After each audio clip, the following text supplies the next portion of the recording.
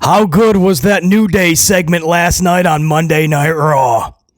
Xavier Woods, Kofi Kingston, one low blow after the other, one burn, scathing burn after the other, vicious assessments of one another's careers. They say the ones that hurt you the most are the ones you love the most. There's so much investment into these relationships, family, best friend, people you travel up and down the roads with like Xavier and Kofi, so when it goes bad, it goes extremely bad. And it came to a forefront, it came to the culmination just a week before the big New Day celebration, 10 years of the New Day. Man, I can't remember a time I was that into what the New Day was doing. I've always been high on Big E and what he's doing. I've loved Kofi Mania. There was times where the New Day as a tag team was fun. It was interesting. But for the last several years, it has gotten beyond stale. It was clear a change needed. Not just a heel turn. Not just a tweak here and there or a Mickey Mouse and a Jimmy rig over there. It needed to be something big. I like how they're making this big thing, this 10-year anniversary. I like the build-up to the split. And what they did last night, man, after that insane loss, if you didn't see the show, they lost in like a minute to two of the biggest jobbers in the company, Tozawa and Otis. I believe it was actually Tozawa to beat Xavier. The whole crowd was stunned. We'll go over it in this review, I assure you. But right after that minute shocking loss, they go to the back and they proceed to have a at least 4-minute scathing back and forth of just ripping one another, absolutely shredding one another. And these are two best friends, Xavier and Kofi. It was just so good. Their performance, you believed in every word they were saying. Xavier, with the passion and the conviction and everything he was saying. But Kofi, that amplification I've never seen in this dude. The way that he was yelling, I never have seen. And this dude's been there, over 10 years, I would say, correct? We'll go over it. It was easily the best part of Monday Night Raw. That's for BC anyway. Assessing this show from top to bottom, beginning to end, start to finish. Nothing can top that. That might be the moment, the segment of the entire month for the Red brand. We'll go over it. That's all I'm going to give you in the cold open teaser. I had to start with that, though. That is just, over the first cup of coffee that I had this morning, going over the initial notes and how we're going to present this upload. I just couldn't help but think yet again, the next morning, how good that truly was. So we'll talk about that. That's coming up. That was in the second hour. The second hour was a lot better than the first hour by leaps and bounds. The first hour was actually kind of sad. Priest and Gunther doing the same thing yet again. We'll talk about it. The Creed brothers and Mysterio and Dragon Lee had to have been the silliest finish I have ever seen. I've witnessed decades of professional wrestling. I've never seen a sillier... Okay, well, I've seen some silly... I'd give it more thought. But this is absolutely in the top 5 of silliest finishes, most ridiculous finishes I've ever witnessed. We'll go over it. We'll talk about it. I'm just going to leave it at that in the cold open teaser, all right? Silliest finish. If you saw it, you know what I'm talking about. If you didn't, grab your coffee, get your beverage, kick your feet up. You're going to like this discussion. And then Ludwig versus Bron Breakker, IC champion. As if the booking isn't weird enough, heel versus heel. Don't try to sell me that Bron's a tweener because he just attacked Jey Uso after he shook his hand. The next week attacked him. So you're not telling me... They don't know what they're doing with Bron. I don't understand his booking. He's taking on a face one week, then a heel the next week, then a face, then a heel. So if that's not bad enough, did you see what Bron was doing last night in the ring? Did you see how stupid he looked? How just absolutely ridiculous. So the booking is bad, and then Bron isn't making himself look any better. And then we'll talk about the absolute ridiculous decision by Adam Pearce afterwards. It's the laziest booking, but we have to talk about it. And then, of course, there's a new championship in WWE, another title that I have to remember. A lot of you guys are like, "Good, this is what's needed, BC." To which I respond, is it? There's only 30 some odd women in the entire division, 30 some odd at any given time. You're going to have 6 champions now.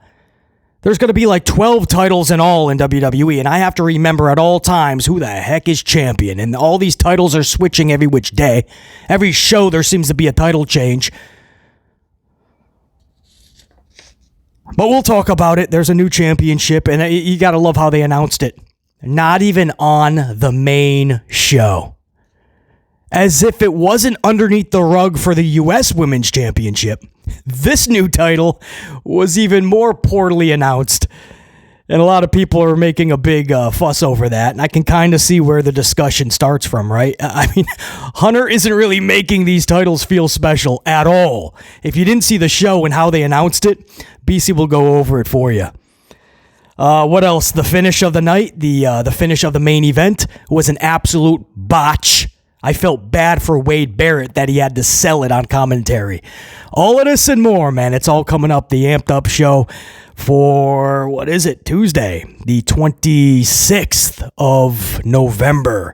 I, of course, will be your host, BC, and our focal point will be Monday Night Raw for 11/25/24, the go-home show to the Survivor Series. So you guys know the deal by now. I'm going to get a huge swig of my Dunkin' Extra coffee. You guys are going to get taken to the opening signature. Come right on back, because we're going to do this amplified.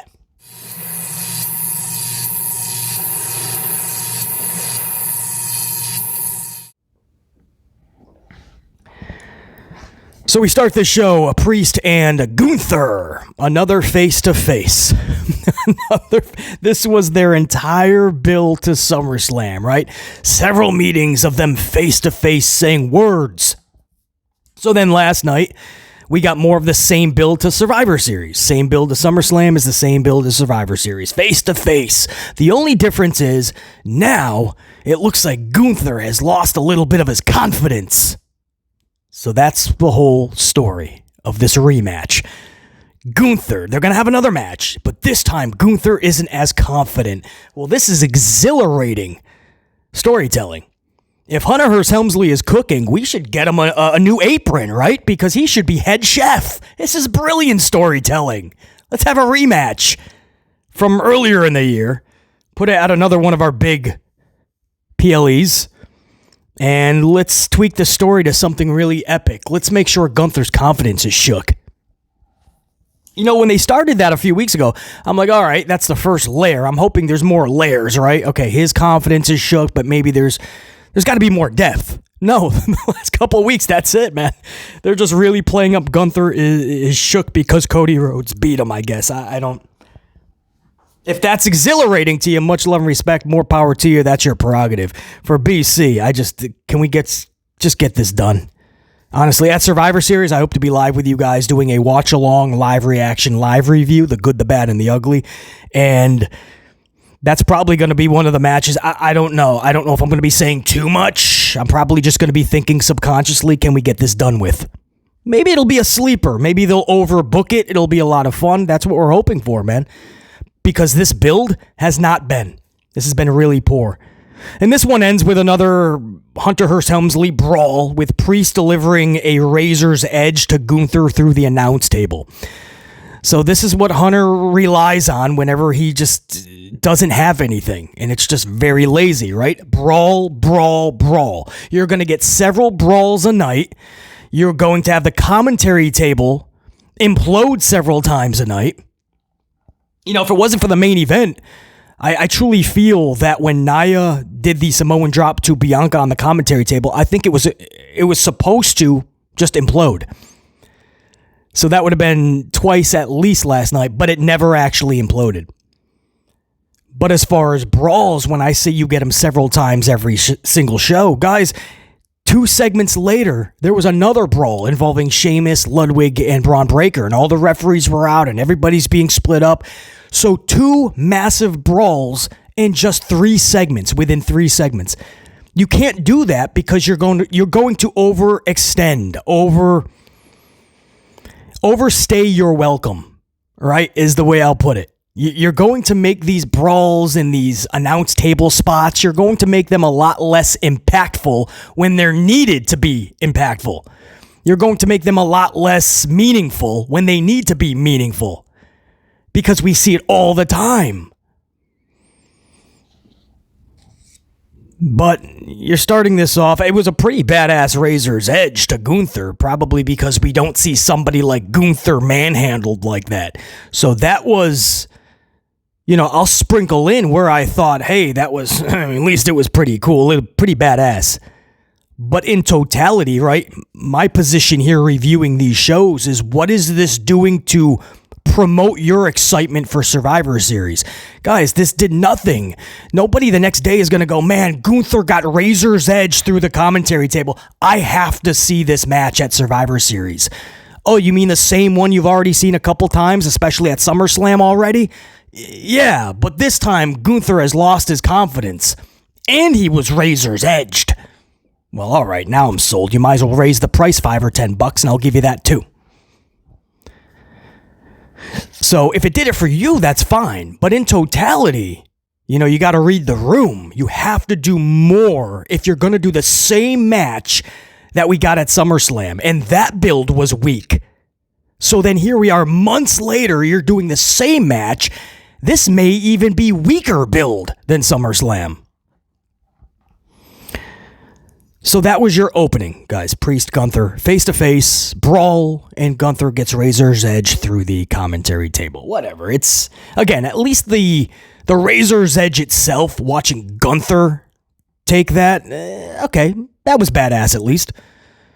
So maybe we can build off that, you're thinking, right? Not so fast. Creed Brothers versus American Maids, or Creed Brothers of American Made, I should say, versus Dragon Lee and Rey Mysterio.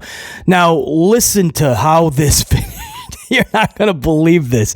I'm going to try to explain this. If you didn't watch the show, I am going to try to explain this in the most blunt but reasonable way that I can. It's going to sound as goofy as you're hearing it, but this is what actually happened.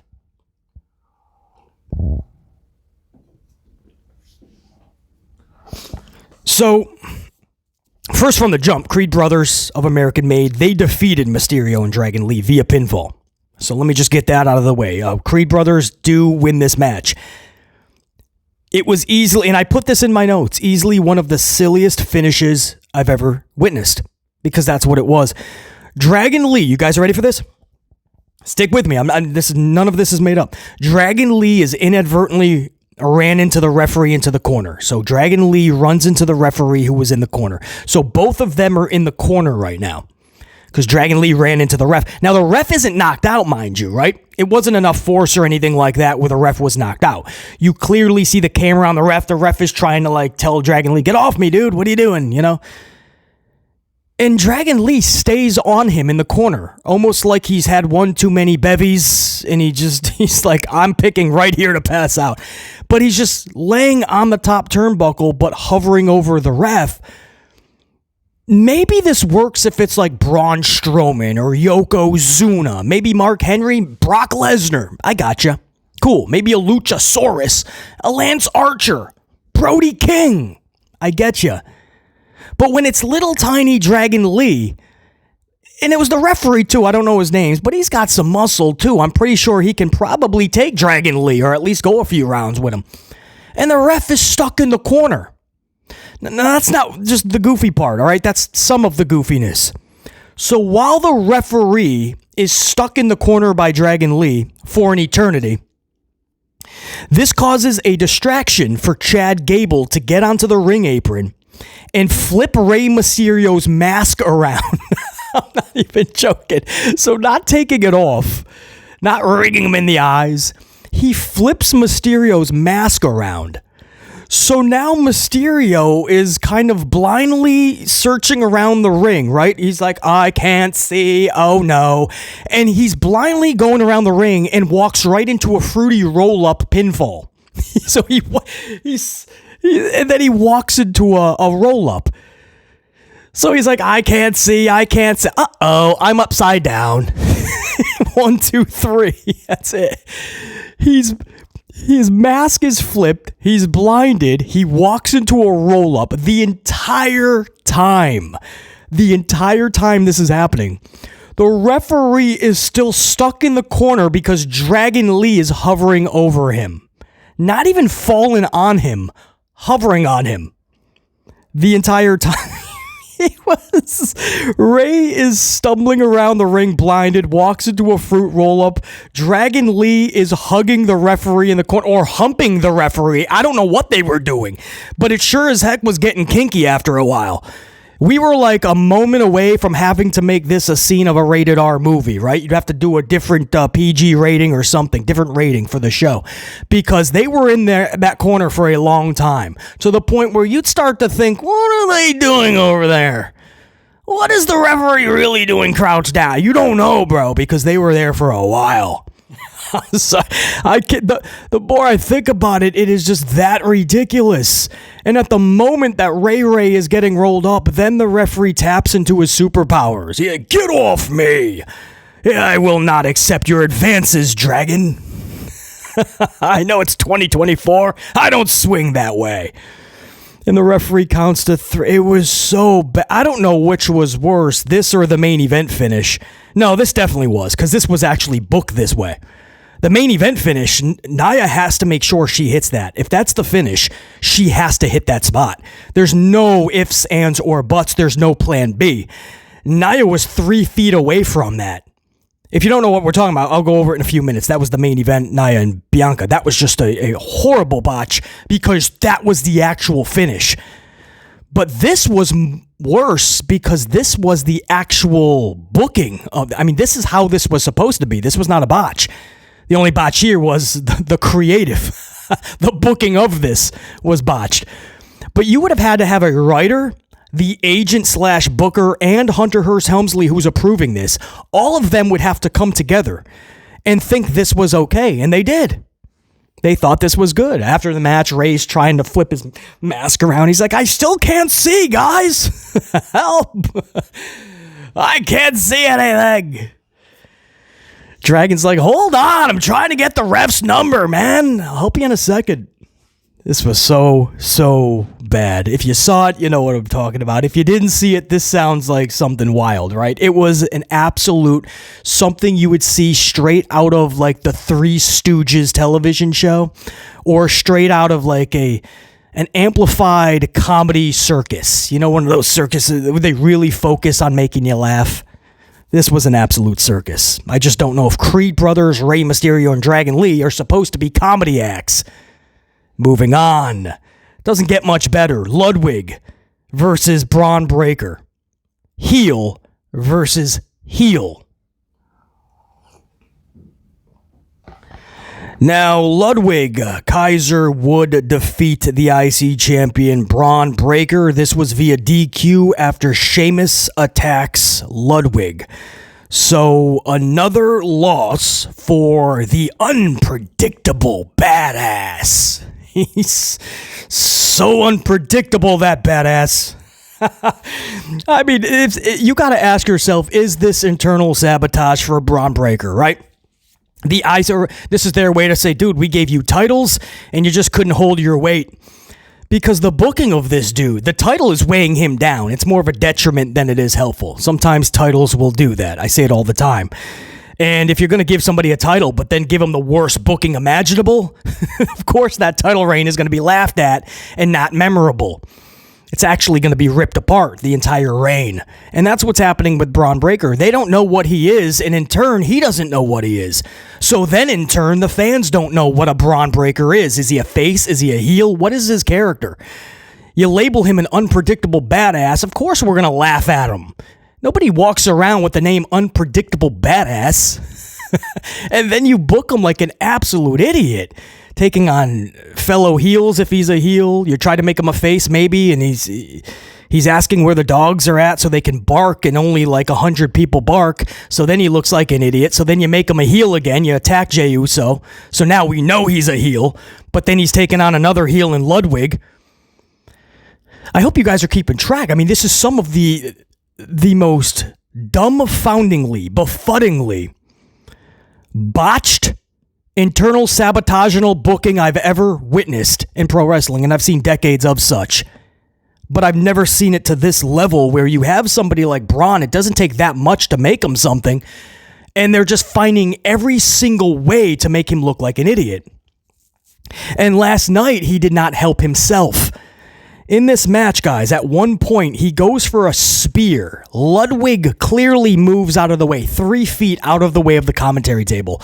And he continues full steam ahead to just launch himself. He catapults himself anyway, straight into the commentary table, sternum first. And I mean, he sees Ludwig move, and he's just like, I'm going anyway, because I don't know how to stop. I was not programmed with the stop button. So he goes, or he tried to press stop. He accidentally pressed the the nitro button, right? And he just catapulted himself even faster into the He went faster when Ludwig moved. Sternum first. It was so goofy. He knocked himself out. We go to break. And then later in the match, he goes for his top rope Frankensteiner. And when he gets to the top, he salutes the crowd. I'm thinking, what are you saluting, bro? You're a heel. He literally gave a double salute to it's like he got to the top and he was trying to show off and brag, but he didn't know what to do. He didn't think about it in advance, right? I mean, I don't care if you're doing the Trump dance, right? To break it down, YMCA status if you need to. But don't salute the crowd, bro. You're a heel. He double salutes. And then he delivers the Frankensteiner. Moments later, he's losing the match. Sheamus interferes. Now, maybe, to 100 people in the crowd, you split your audience, so that's what I mean. One heel is going to have to out-heel the other heel. And you're hoping that some people might care about the match, maybe make one of them the face. 100 people in the crowd made Bron the face. 100 people were chanting, "Let's go, Bron! Let's go, Bron!" Right? Like 100 people. And it never caught on, of course, because people are not invested into Bron because the booking has been so bad. So you literally, if you guys go back and hear it, maybe you remember from last night, 100 people chanted this for like 30 seconds trying to get it to catch on, which usually tells BC those are plants. That is started from actual WWE plants who are starting that chant. So it's like Hunter is trying to see if maybe we can make him a face, but it failed the first time when you had him shake Jey Uso's hand, and it didn't work. And at the live events following, it didn't work reaction-wise. So the next week, you had him turn on Jey Uso again or attack him. So why are you trying it again? So there you go. The plans start the chant. 96, 97 people join in, and the rest of the thousands say, "Shut up. We're not doing a Bron Breakker chant, bro." And sure enough, that fell to the wayside. And then Adam Pearce comes out after Sheamus, Ludwig, and Bron Breakker are having a brawl. Second brawl within a half an hour. We started with the Gunther and Damian brawl. And then 20 minutes later, it's another all-out brawl. All the referees and the suits and ties. Because that's all Hunter does, man. If we have to build, I use that in air quotes, if we're building a feud for a PLE pay-per-view, I don't have the creative resources to tap into. I'm not smart enough to do that, so I'm just going to have a brawl all the time. Just have them brawl. If the audience sees chaos, they're sold. So Adam Pearce comes out and he starts screaming, "I've had enough. You want to fight? You want to fight? And you want to fight? Triple threat at Survivor Series for the IC Championship." And Adam Pearce is flipping out like these dudes have been fighting all year. And he's just had enough. Guys, this just started last week with Breakker and Ludwig and Sheamus' little threesome they got going on. I don't know what they got going on. But this just started last week. For the three of them anyway. Maybe Ludwig and Sheamus 2 weeks ago. The point is, they haven't even been brawling every week. What is Adam Pearce? This is what I mean. When you try to force something that isn't there, it becomes so damn ridiculous, so obviously overlooked that it's obnoxiously booked. That's not BC being nitpicking and negative. That's just literally calling out the oblivious aspect to the creative in WWE. So Adam Pearce is that irate. They weren't doing anything. Sheamus just came out, interfered, and then they threw some punches. That's what pissed Adam Pearce off? No, guys, this is absolutely lazy booking at its worst. Lazy triple threat IC title match set up for Survivor Series. That's what it is. It's lazy. We don't know what to do. We don't want to build a true one-on-one with a champion and a challenger. We don't want to devote our time and resources to a fun feud and story. Let's just add more people in. We'll create chaos nonstop, and people will go, oh man, I can't wait for the triple threat.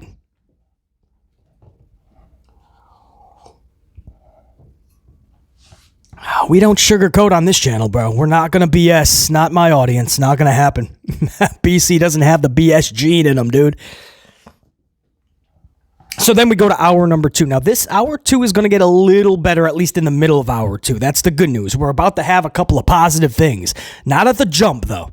The start of hour 2 was just Balor and McDonald's of the Judgment Day defeating the War Raiders. Well, I'm glad the War Raiders are back. The honeymoon phase is done, right? They came back, had a good run for a half a cup of coffee, and now they're already just the Viking experience. It doesn't matter what you call these guys. They're already irrelevant, guys. Last night, you heard the response. It's not even... It's like, oh, they botched that pretty quickly. And then after they lost this match, it was like... I mean, are they any better or more of a reaction than Tozawa and Otis? I think not. And because of the addition of Maxine, they're probably less reacted to. So anyway, that's how we start hour 2. Balor, McDonald's, the Judgment Day, War Raiders. This was probably the least interesting segment for BC. At least the Creed brothers versus Rey Mysterio and Dragon Lee. At least that was making me laugh the entire thing about how stupid it was. This was just boring. So then we go to, funny enough, oddly enough, we just mentioned them, Otis and Tozawa of Alpha Academy. They defeated the New Day. And you're not going to believe how this happened. The crowd was stunned. So Otis and Tozawa of Alpha Academy defeat the New Day. The match time was 1 minute, guys. Tozawa pinned Xavier. Now, Kofi was pissed because Xavier tagged himself in at the start of the match, and then Xavier lost a minute later. So Xavier was pissed after the match. Xavier was yelling at Kofi like, dude, where were you? You're supposed to get my ass out there, man. I tagged myself in. I get it because I was going to start the match. It doesn't mean you just could go into Section 300 and start popping down popcorn and drinking coffees and beers. You're still in the match. Where were you the whole 60 seconds? And Kofi's like, what are you Are you that bad that you lost in a minute? So they're arguing up the aisleway. And then this was the best part of the show easily. But before I even get to that, I do have to just mention the crowd hilariously was shocked after this match. Guys, they laid on the hard cam for a good 20 seconds after they lost New Day. And I'm looking at the faces of those in the crowd, and they're literally like the most confused looks you'll ever see. I don't even know if shock is... It's not like when Lesnar defeated Undertaker at WrestleMania 30 to end the streak. This was just like, what? Tozawa just beat the New Day? It was so funny. And just the way that it was done in a minute. Because what we were about to get, I love the booking, by the way. If we didn't get what we got backstage between the two, this would have just been laughable.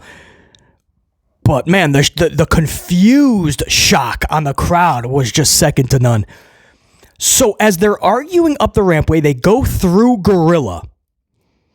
And they just stop, like right after they get past Gorilla. And I call it it's like the...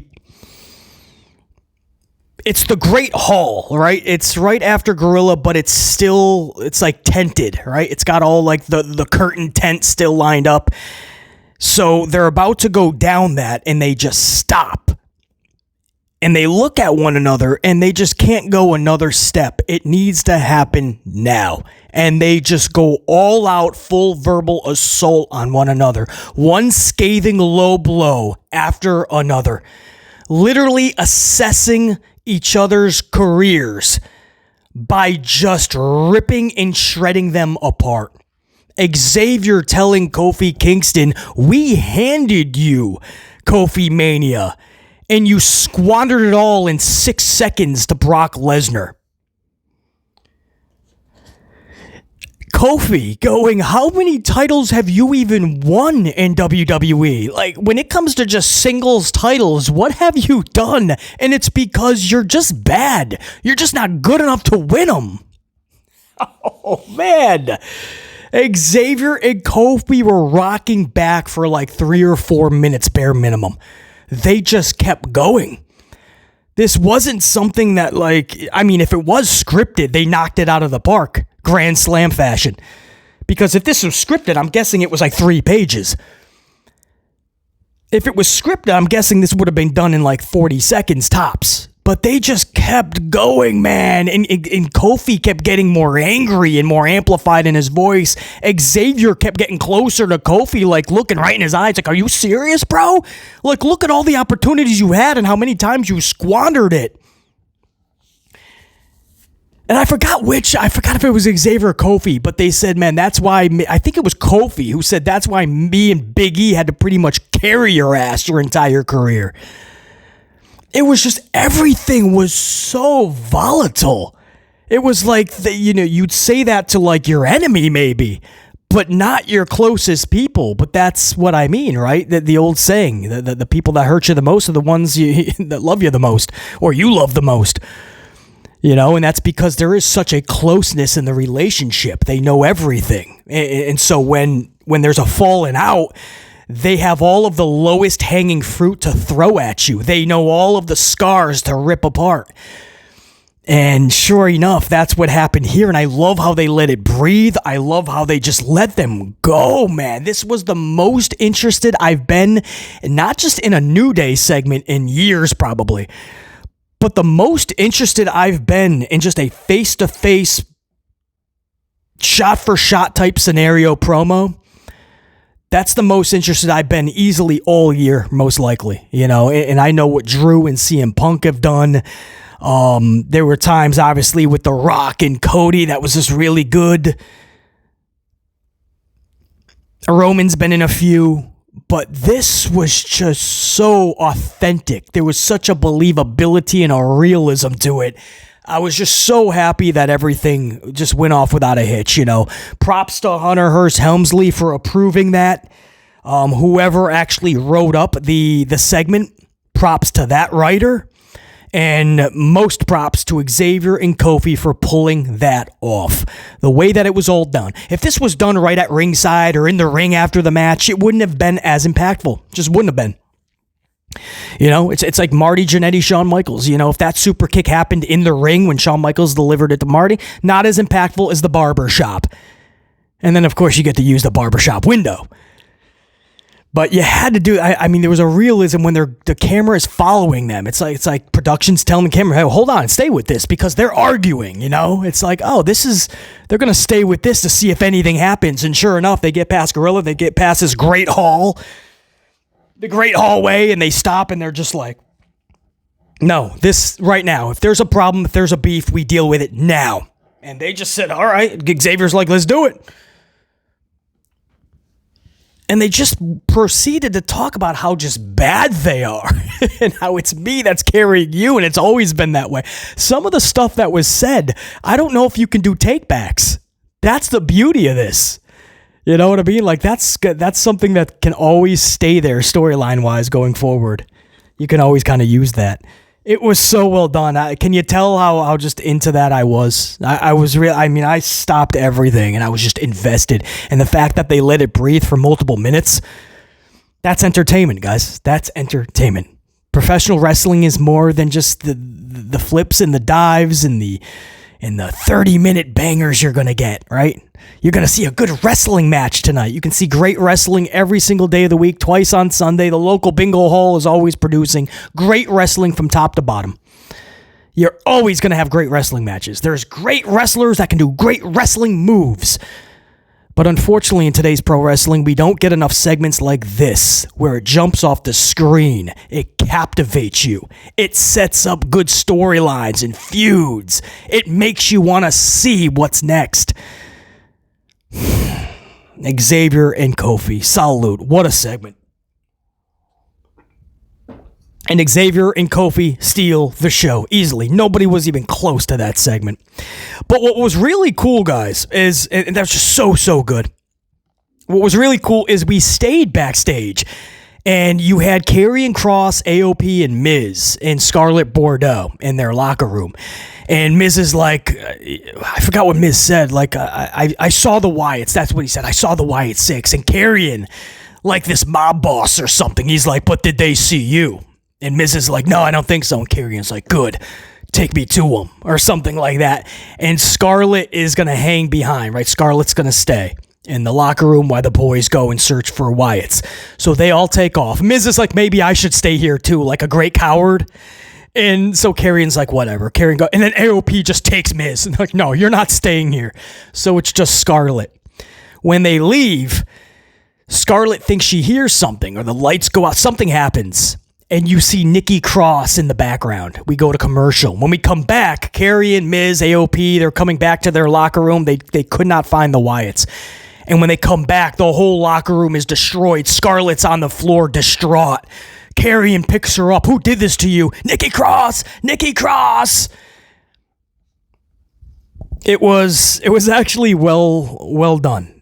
I'm starting to get into this Miz and Final Testament, Karrion Kross and his boys, that whole thing, because Karrion Kross is doing so good with his character.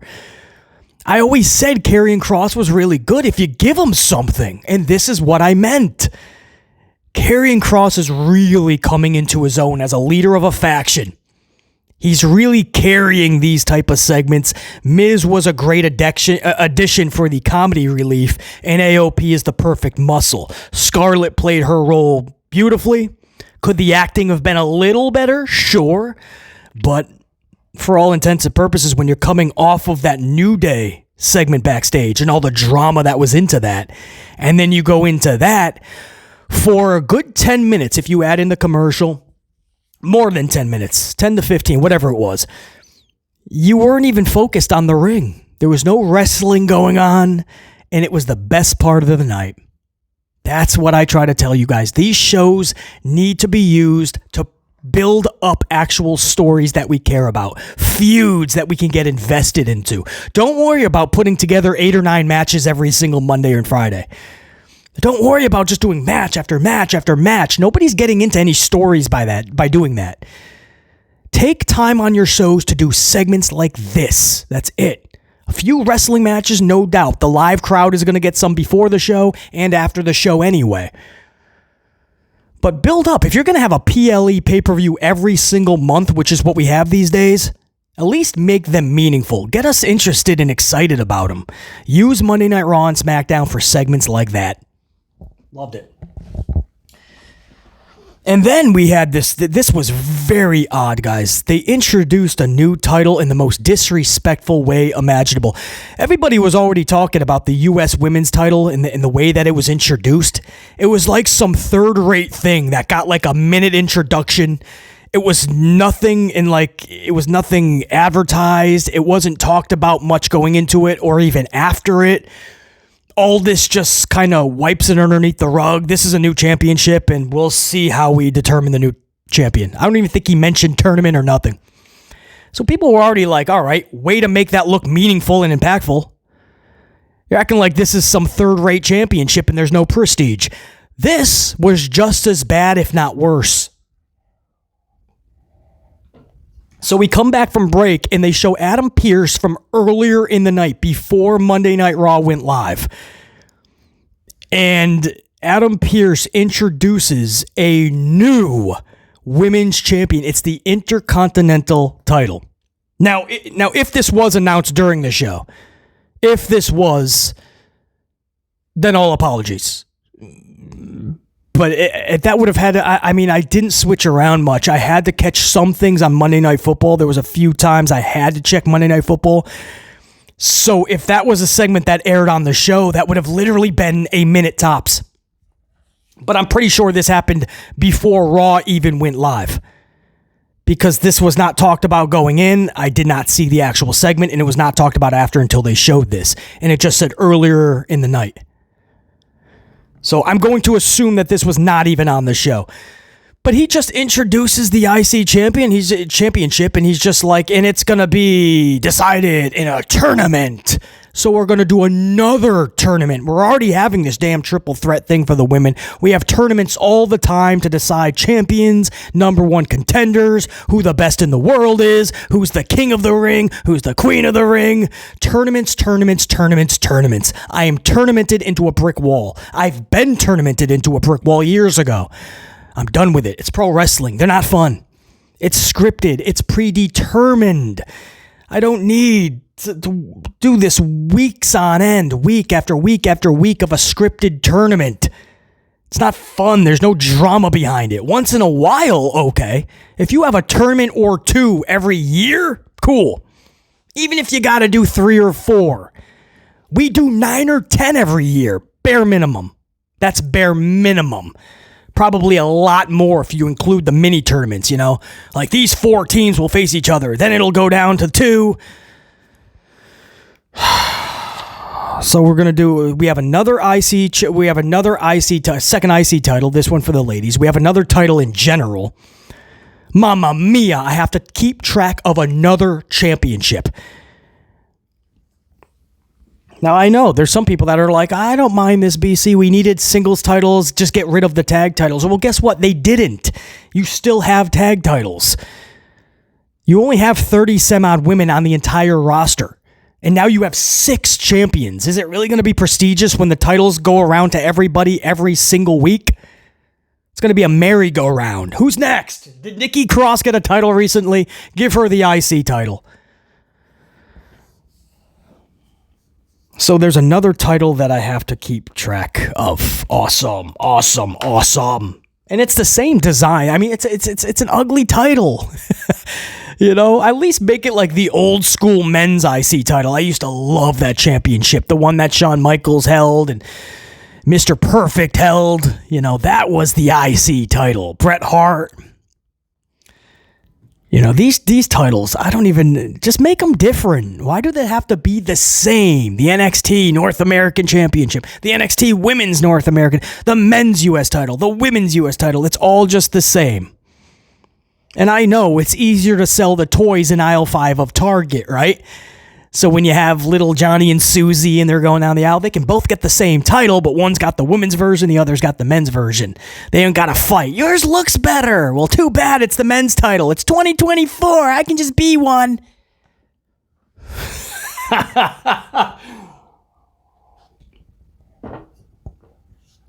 Dragon Lee. Humping the ref in the corner. What are you doing, Dragon? Get out of that corner, bro. What are you doing? What are you doing to that referee, Dragon? A new IC championship. I don't know. There's people that are so happy. This is so needed. It's going to put the spotlight on more ladies. Is it? Is it really? Or is it going to just book the champions and everybody that doesn't have a title at the moment, they ain't going to get nothing? You guys think championships are there? It's the be-all, end-all.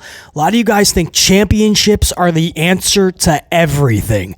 Look at Bron Breakker's booking. It's not the answer to everything. Look at Damian Priest's title reign. It's not the answer to everything. But here we go. You know, if the division was booked more properly, if they knew how to book things, then I would say, okay, maybe it's time for a title in the future, another title. But if you're just going to add more championships and the division is going to continue to be booked really bad, what are these titles doing? At most, you get one women's match every single show. That's at best, right? Or should I say that's average? At best would be if you get a second women's match. But most of the time, you're maybe getting one every show. Well, now you have 6 championships. 2 world titles, 2 mid-card titles, and 2 tag titles. 1 set of tag titles. 2 women, 1 set. 6 champions. How many titles are in WWE now, by the way? So we have 6 for the ladies, Two for the men on the world, 2 mid-card, and then 2 sets of tag titles. So 4 tag titles on top of 4 singles. That's 8. Am I right? Am I confusing this? 2 men's world, 2 women's world. That's 4. 2 men's mid-card, 2 women's mid-card. That's 8. A set of women's tag titles. So that's 10 champions. Or no, we'll just keep it at titles. So that's 9 championships. For the women, 1 set of tag titles. Men have 2 sets, so that's 10 and 11. 11 championships. And then there's a speed championship. So there's like 12 titles that I'm thinking of. 12 different champions. 1 company. This is getting like boxing or UFC. You know how there's like a championship for like every weight class. Super featherlight, ultra featherlight, amplified featherlight.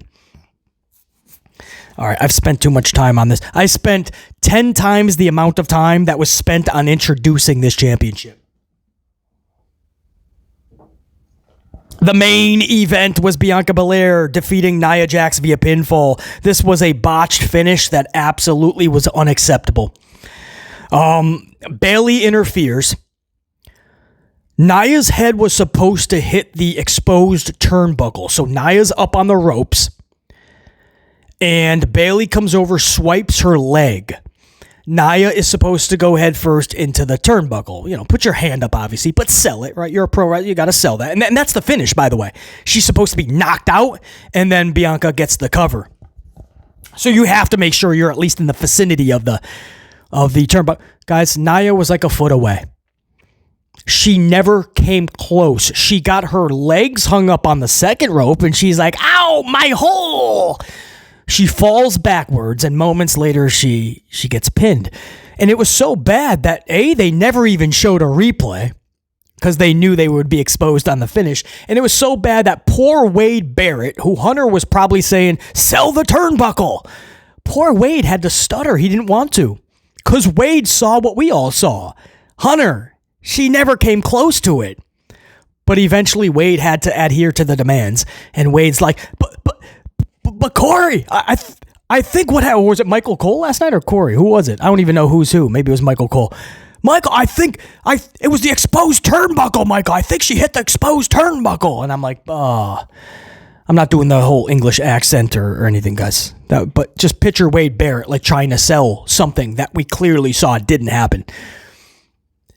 And it was just, I felt so bad for him. I'm like, bro, stop. You ain't showing no replay, dog. You ain't doing it.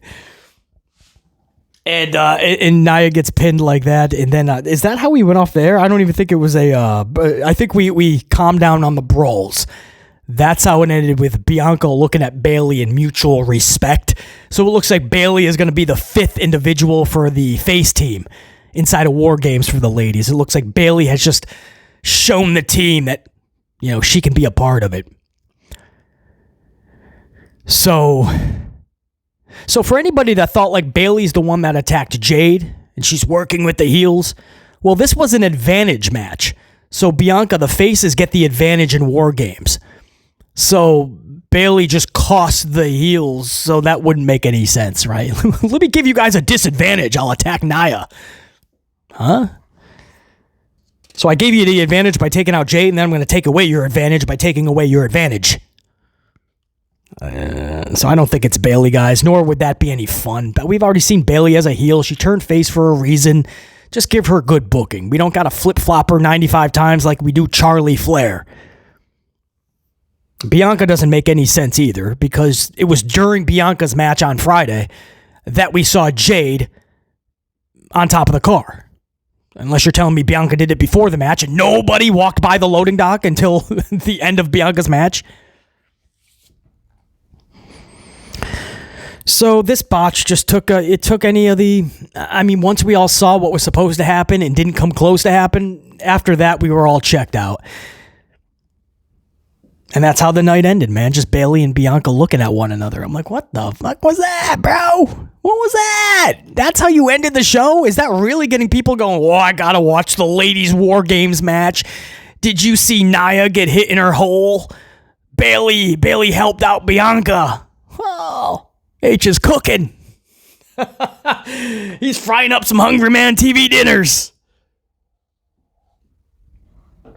So, guys, this was just I mean, yeah, you take away the New Day segment, and I do like the Karrion Kross Miz connection. If you're gonna book it like that, I'm on board. And you could do a lot of fun stuff with the Wyatts. I mean, you could drag this out a couple months if you really play to this. It could be a lot of fun, but it would have to be done correctly. So aside from those two little segments inside the second hour, everything else was just run-of-the-mill garbage. I mean, Priest and Gunther did nothing special. Gunther getting Razor's Edge through the commentary. You don't usually see Gunther take that. I get it. Priest holding up the title afterwards pretty much guarantees Gunther is walking away with the title. They just wanted to show you that, see, Priest, this is a visual we could get on Saturday at Survivor Series.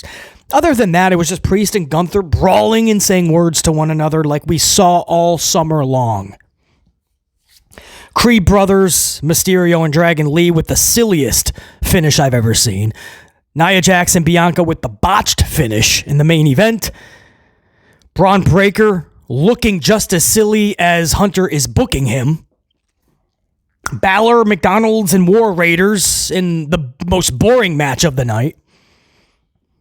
Yeah, I mean, I'm summing it up, man. I'm trying to look for things that like really got me excited or made me think I can't wait to see what happens next.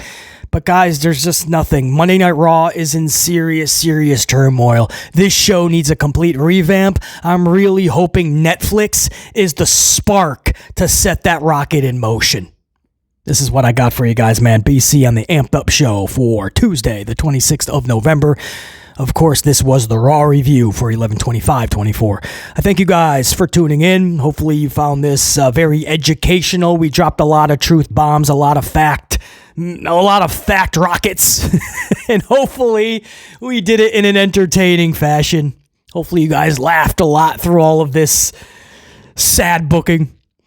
But until next time, and there will be that next time, top guys, we are out. BC in the unit saying check you.